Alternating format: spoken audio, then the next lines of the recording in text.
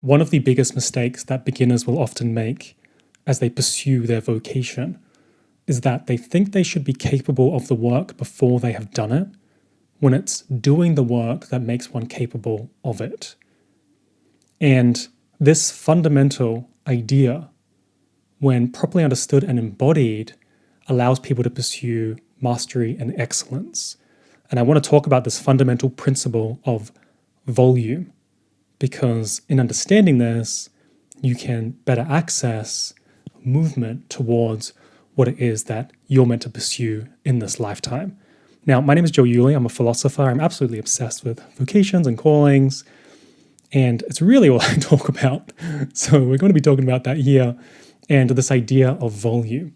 Now, there are two main reasons to understand volume as a principle and why you should embody it as you pursue your work, especially, like I said in the beginning. The first reason is the obvious reason, and it's also the very simple reason to understand, and that is that by doing something more frequently, you get better at it. It's simple as that. If you do something more times, you're going to get better at that thing. So in the beginning, people often want to think about it, theorize about it. Is there an online course about this? Can I Google it? Can I go get a coach on this? When really, they should just go ahead and do the thing, whatever that thing is, and gain an understanding of what it is and what their limitations are. And just by doing it, they get more information and they're better able to move forward and progress faster than going and gathering a lot more theory. And I see a lot of people blocked in this stage. Now, the blockage typically isn't that they don't understand that. The blockage is typically some sort of psychological hindrance that's in the undercurrent, causing them to not be able to just move forward. So this can look like a barrier of fearing judgment by others, being seen, trying something, and other people potentially seeing it. This can be this deep worry around failure, or a worry that, hey, if this goes well, then other people are going to see you differently, and that's going to displace you in some way, whether that's socially or within your family. There's a lot of different reasons why people don't just move straight to volume. Sometimes you just have to tell people that, hey, you just need more volume, and they'll go and do it, and they just get moving straight away. But oftentimes there is this block, or at least many of the people that I work with have had to deal with this, myself included. So that's the first reason why volume is so important to embody. Simply by doing it many more times, you're going to get better at it. Now, the second reason, and this is something that really I haven't seen talked about out in the world, so I'm not even sure if anybody really understands this.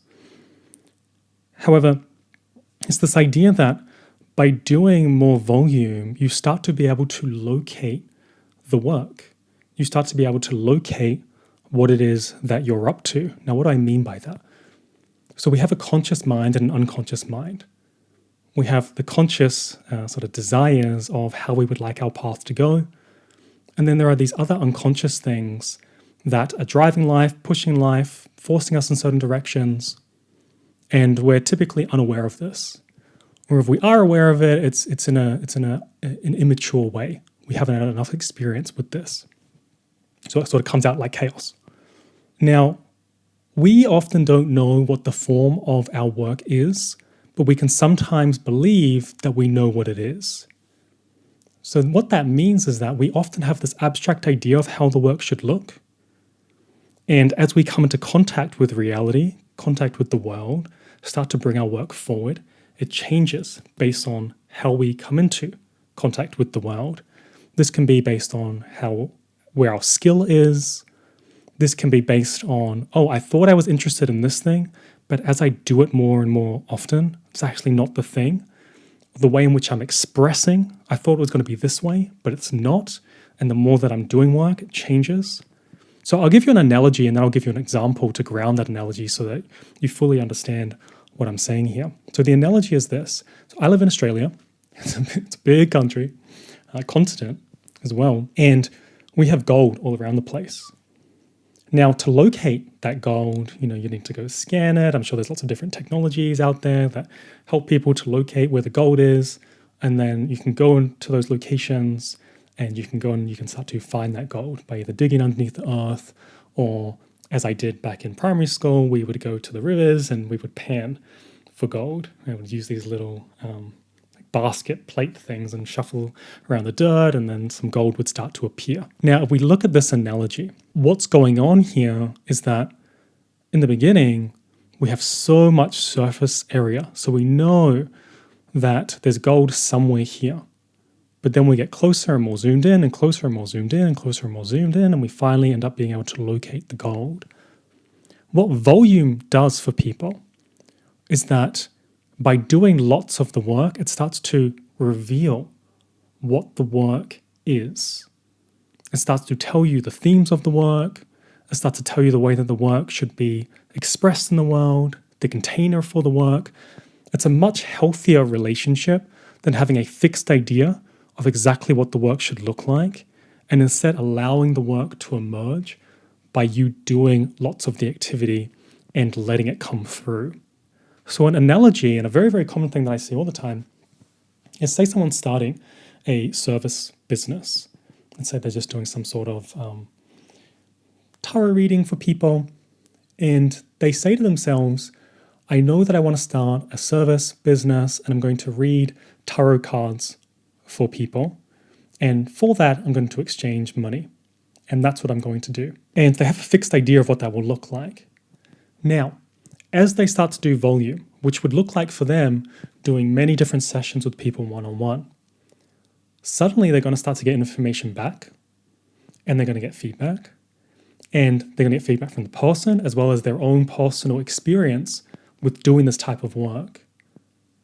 Now, as they start to do lots of volume, maybe they start to realize, oh, I don't know if I want to do one-on-one work anymore. Right? It's very, very draining. I didn't really respect my introverted nature. I don't know if I want to just express themes in this way, meaning maybe they want to have more of an intellectual challenge or an academic challenge, and maybe they want to investigate that through tarot. However, what they end up doing is just telling people, if they're going to find their love in the next 5 years, right? And maybe they want to engage with a different type of work. And by doing volume, they can start to get an awareness of where their work is. Now, if they have a fixed idea and they haven't done the volume, they might think that the one-on-one sessions is going to work, and that simply by doing that, then everything is going to be, double thumbs up and moving on to the next, issue in life. But by doing and engaging with volume, they get to experience it firsthand, and it reveals to them that, hey, this isn't actually the form of how your work is meant to express itself. And this is why, as well, people that haven't really pursued their path deeply and they're still in the beginning stages, is that they think, oh, this is how it could be, and this is what I desire, but they haven't done enough of the work to actually know what they truly desire because they haven't confronted it in physicality. And this is a really important reason as to why volume helps people to understand what their vocation is about. As an example from me firsthand, early on, I was very much talking about careers.